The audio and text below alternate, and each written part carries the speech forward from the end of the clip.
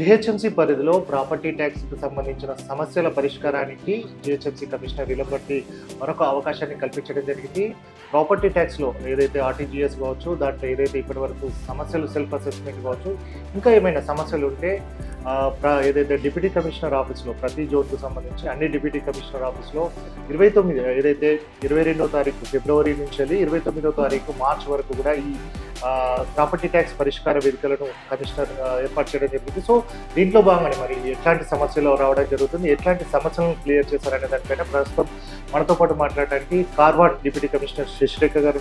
Madam నమస్తే. Madam నమస్తే అండి.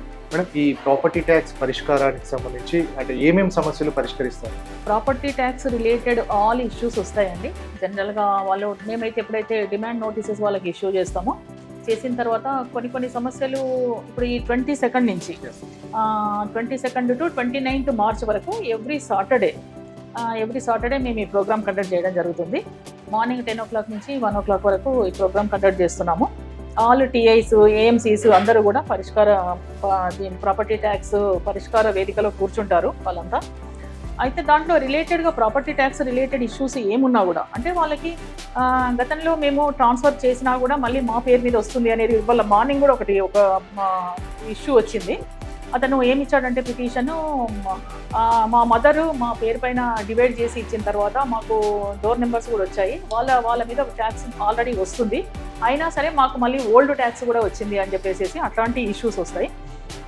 తర్వాత మేము టోటల్గా పే చేసాము ట్యాక్స్, అయినా మళ్ళీ మాకు డిమాండ్ నోటీస్ వచ్చింది అనేది అట్లాంటి ఇష్యూ ఒకటి వస్తుంది. తర్వాత ఇంకొకతను లాస్ట్ సాటర్డే ఒక ఇష్యూ వచ్చింది. ఏంటంటే నేను నెక్స్ట్ ఇయర్ది కూడా నాది అప్ టు డేట్గా ఉంది టోటల్గా. ఈ ఇయర్ నెక్స్ట్ ఇయర్ కూడా నేను కడదామని అనుకుంటున్నాను, అది దానికి మీరు ఏమైనా కన్సెషన్ ఇస్తారా అని చెప్పేసి. అట్లాంటివి కన్సెషన్స్ అట్లాంటివి ఏం లేవండి. మీరు ఒకవేళ కట్టాలని అనుకుంటే, అంటే ఓటీఎస్ కూడా ఇప్పటివరకు మాకు ఎట్లాంటి ఇన్స్ట్రక్షన్స్ రాలేదు, అంటే ఉంటుందో లేదో కూడా తెలీదు, అది గవర్నమెంట్ పాలసీ. అయితే మేమేమని చెప్పామంటే అతనికి ఈ ఇయర్ది మాత్రం ఇప్పుడు కట్టేసేయండి, మీకు ఎరియర్స్ లేదు, దీనికి మీకు ఎట్లయినా ఓటీఎస్ అప్లికబుల్ కాదు. అటువంటిప్పుడు మీరు నెక్స్ట్ ఇయర్ మాత్రం మీరు ఎర్లీగా నెక్స్ట్ ఏప్రిల్లో కట్టారనుకోండి, ఎర్లీ బర్డ్ స్కీమ్లో మీరు 5% రిబేట్ ఒకటి దొరుకుతుంది అని చెప్పేసి అట్లా చెప్పడం జరిగింది. అట్లా డిఫరెంట్ ఇష్యూస్ వస్తూ ఉంటాయి. చాలా వరకు టీఐలు కూడా ఉంటారు, ఎంబడే వాళ్ళు ఏఎంసీలో కూడా సార్ట్అవుట్ చేసేసి పరిష్కారం చేస్తున్నాము. ఇంకా కొన్ని ఫైల్ మూవ్ చేయాల్సినవి ఏమైనా ఉంటే అవి మేము జడ్సీ సార్ లెవెల్లో, కమిషనర్ సార్ లెవెల్లో ఉండేటివి వాళ్ళకు మూవ్ చేస్తాం. అదే మేడం, మీరు అన్నదే మా దృష్టి కూడా వచ్చింది. ఒక జాయింట్ ప్రాపర్టీ ఉంది, బ్రదర్ అండ్ వాళ్ళిద్దరు కూడా అన్నదమ్ములకు ప్రాపర్టీని పంచడం జరిగింది. ఓల్డ్ ప్రాపర్టీకి సంబంధించిన పీటీఐ మీద ఒక సమ్ అమౌంట్ వచ్చింది, వాళ్ళకి డిస్ట్రిబ్యూషన్ అయిన తర్వాత కూడా అదే అమౌంట్ రావాలి. డిస్ట్రిబ్యూషన్ కాకుండా మీరు అన్నట్టే 100 కాకుండా ఇద్దరికి చేసామనం రావాల్సి ఎట్లా రెక్టిఫై అంటే అట్లా ఉండదండి.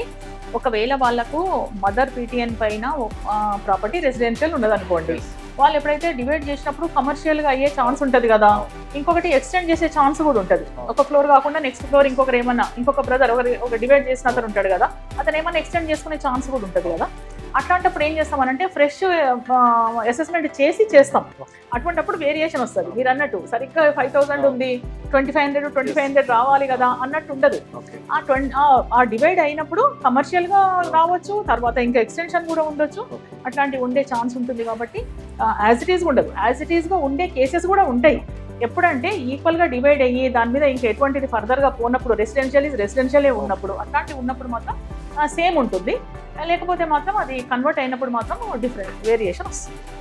ఇంకోటి మేడం, ఒక ప్రాపర్టీని కమర్షియల్ గా యూజ్ చేస్తున్నారు, వాళ్ళకి సంబంధించి ఆ రోజు నుంచి వాళ్ళు ఏమంటే లీగల్ గా జిహెచ్ఎంసీకి ఎంతైనా డబ్బులు కట్టాలంటే కట్టడానికి రెడీగా ఉంటారు. కానీ మనము ఏదైతే 2 years బ్యాక్ నుంచి అది కడుతున్నారు కదా, అట్లాంటి ఇష్యూస్ లేకుండా లీగల్ గా వాళ్ళు ఎట్లా అప్రోచ్ కావాలి ప్రాపర్టీ ట్యాక్స్ అసెస్మెంట్ ఏంటంటే 2 years నుంచి మొత్తం వేస్తున్నారు కదా, అట్లాంటి ఇష్యూస్ కూడా వస్తున్నాయి. దానికి ఏమన్నా లీగల్ గా అంటే మీ దగ్గరకు అప్రోచ్ చేయమన్నా డబ్బులు కట్టుకుంటే తగ్గుతుంది అట్లా? లేదండి, అట్లా ఓటీఎస్ ఉంటే మాత్రం ఎరియర్స్ ఇంట్రెస్ట్ మాత్రం తగ్గుతుంది. ఇంట్రెస్ట్ మాత్రము మాకు 90% ఇచ్చాము, లాస్ట్ ఇయర్ కూడా ఇచ్చాము.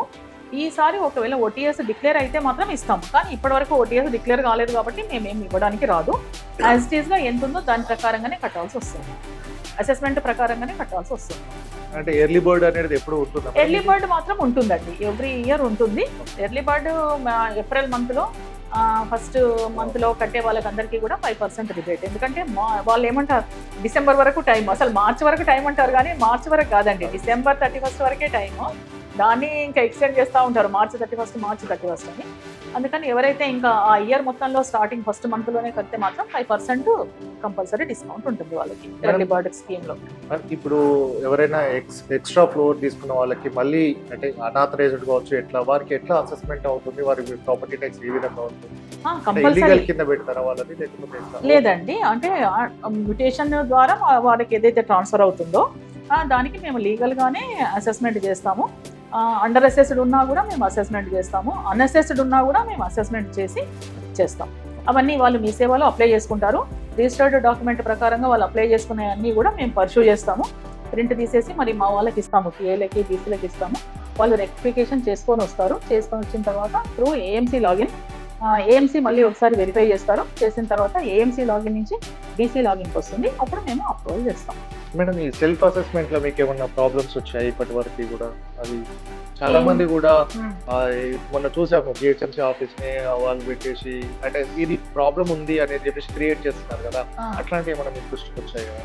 సెల్ఫ్ అసెస్మెంట్ లో ఏం లేదండి. సెల్ఫ్ అసెస్మెంట్ వాళ్ళు ఓన్ డాక్యుమెంట్స్ అన్ని, రిజిస్టర్డ్ డాక్యుమెంట్స్ అన్ని కూడా ప్రాపర్ గా వాళ్ళు సబ్మిట్ చేసినట్టయితే అవి ఆటోమేటిక్ అయిపోతాయండి, ఎక్కడ కూడా ప్రాబ్లం రాదు. అంటే ఏంటంటే మనం వెళ్ళి చెక్ చేస్తలేరు కదా, సెల్ఫ్ అసెస్మెంట్ ఇచ్చిన తర్వాత, డిక్లరేషన్ ఇచ్చిన తర్వాత అక్కడికి వెళ్ళి ఏముంది అనేది చూడడం లేదు కదా, దానివల్ల ఏమైనా ఇబ్బంది వచ్చిందా?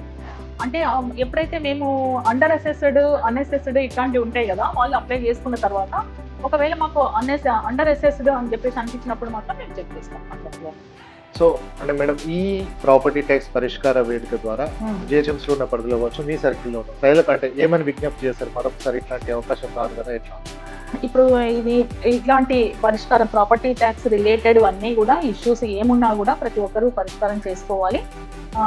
తర్వాత ఇంకొకటి ఏంటంటే ట్యాక్స్ కంపల్సరీ పే చేయాలి. 100% ట్యాక్స్ పే చేసినప్పుడే మనము బెటర్ సర్వీస్ని మనం ఇవ్వగలుగుతాము ప్రజలకి. అదే కొంచెం ట్యాక్స్ అందరూ కూడా కంపల్సరీగా పే చేయాల్సిందిగా కోరుతున్నాము. ఓటీఎస్ అనేది కాకుండా ఎర్లీ బర్డ్లో చేస్తే ఇంకా మంచిది, ఒక 5% తగ్గుతుంది.